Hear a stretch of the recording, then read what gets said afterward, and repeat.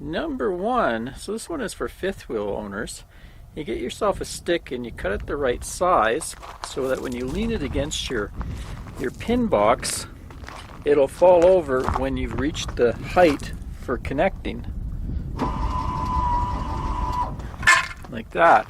So you set it up so that'll be the exact height that you can back the truck right in there. Very simple tip that a reader named Rick sent me. I thought that was pretty cool, pretty ingenious.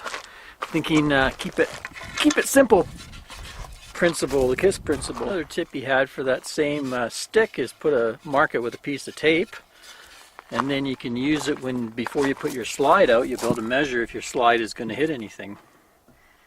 Another smart one. Tip number two involves our RV gas oven. When I first started cooking with the oven, I noticed if I used a pan, the bottom of the pan, stuff would burn on the bottom. So I read online, found out that a pizza stone was a good idea to put in there because it evens out the heat so nothing burns on the bottom of the pan. Some people will use a ceramic square like you get at a hardware store, like a Home Depot place. I kind of like the pizza stone. Sometimes you can use it as a pizza stone. The only problem is when we would, the first stone I had, I guess because of the bouncing, I opened it one time and it was shattered in about 3 or 4 pieces just from bouncing up or down. So I solved that problem when we traveled. What we do is we put our wood cutting board on top of that pizza stone, and that's enough weight sandwiched in there that it doesn't become a problem anymore. Another little tip, it's like you do at home, just put some foil down there to catch the drippings, makes cleaning the oven a little easier as well. Number three is for filling up your fresh water tank and dumping your waste tanks. Make sure the trailer is level, or if you can, even have the trailer slightly tilted a little bit that way, like my fresh water fill is on that side, so I'd want it a little higher on that side.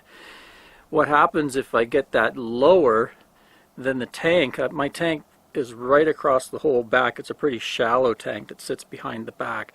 So if I have it too low, what happens is I don't get a good fill on my fresh water tank because the water is angled, so it's going to start pouring out before it's actually full. So it's better to make sure it's level or even tilted a little bit that way. Because there has been times where I go, God, I didn't really get very much fresh water. I arrive and I thought, I'm pretty sure I filled it. And I arrive and find out I only have about 85 or 90%. So that's one tip, just pay attention to the angle of your rig.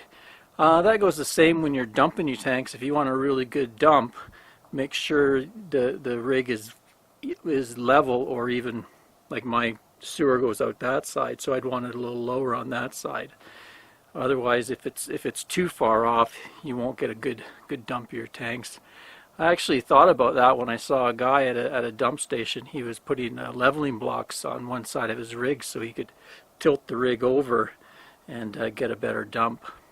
Also, you get a lot faster dump, just gravity is pulling the waste out of the tank. Number four has to do with the awning. So I was getting a lot of mildew on the awning till I realized that it's probably because I was leaving it rolled up wet too much. So now I've made a concerted effort to, after every rain, I'll make sure that I at least open it for a few minutes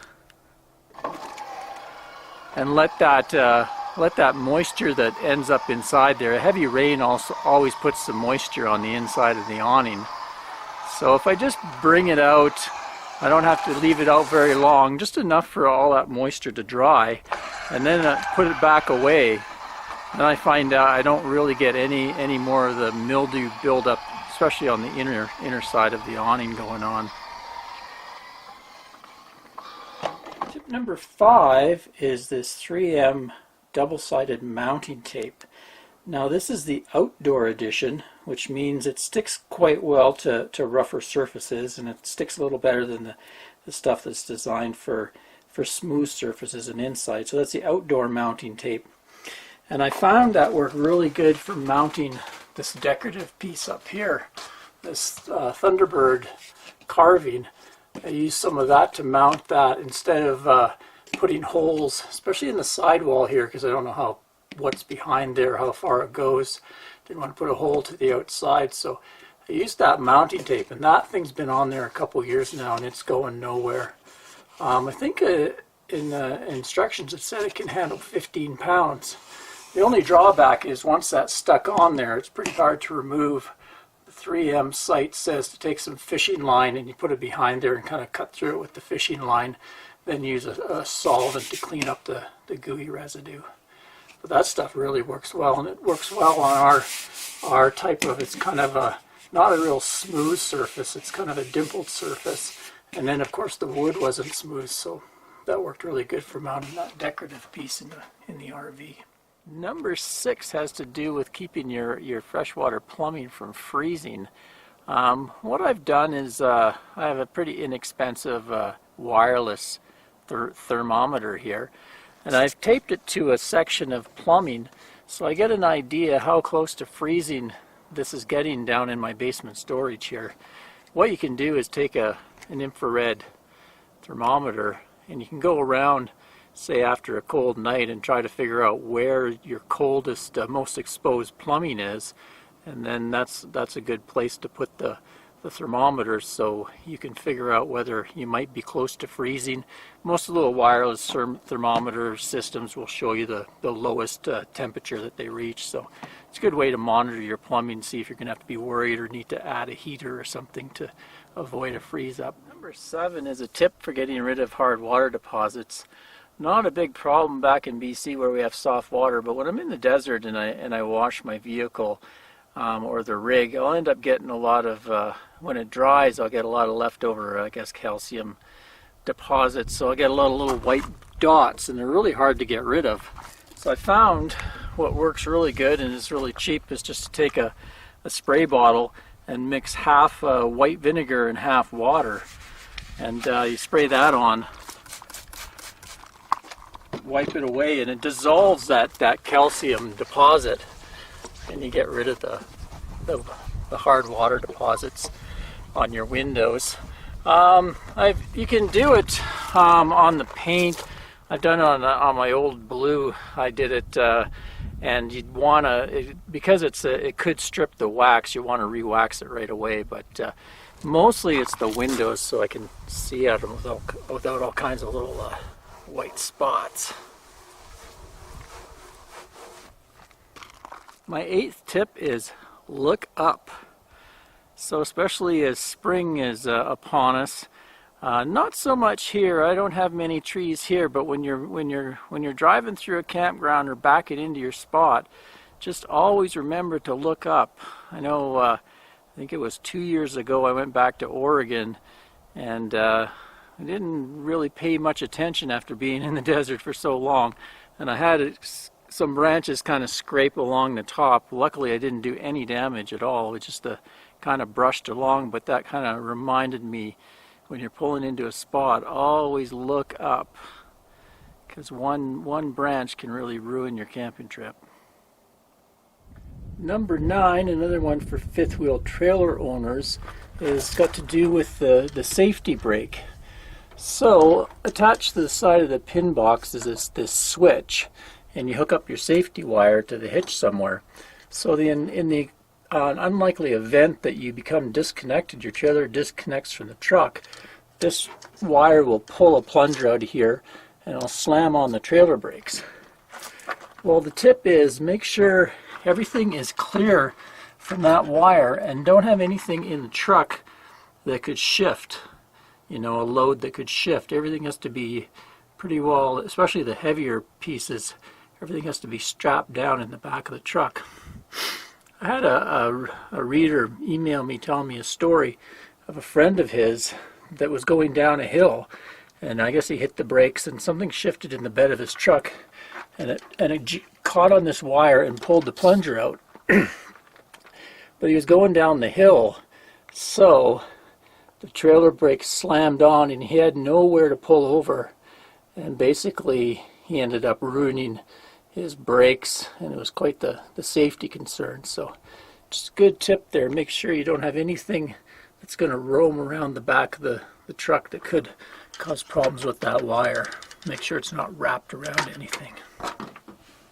Okay, and the final tip, tip number 10, is we get a lot of questions about storing Ann's Big. It's like a 21-inch desktop computer, iMac computer.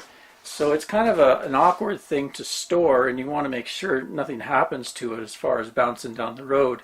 So what we had done early on, before our first big trip, was have this foam thing made for it.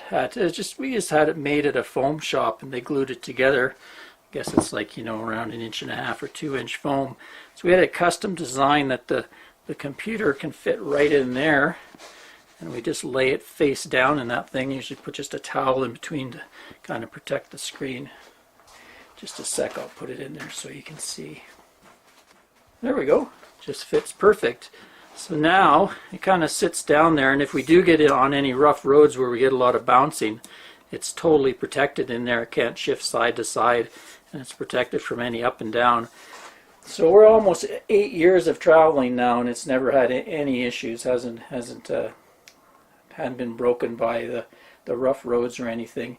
You just have to make sure, if you're going to do that, is to place it, store it somewhere in the rig that doesn't get a lot of up and down movement. Like the back of our trailer sometimes can go up and down about a foot. Stuff in the back of our trailer bounces all around, but more towards the front over the truck doesn't get too much up and down.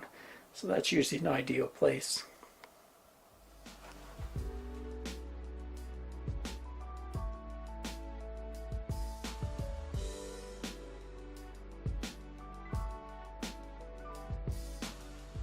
Well, there you go, 10 little tips to pass along to you.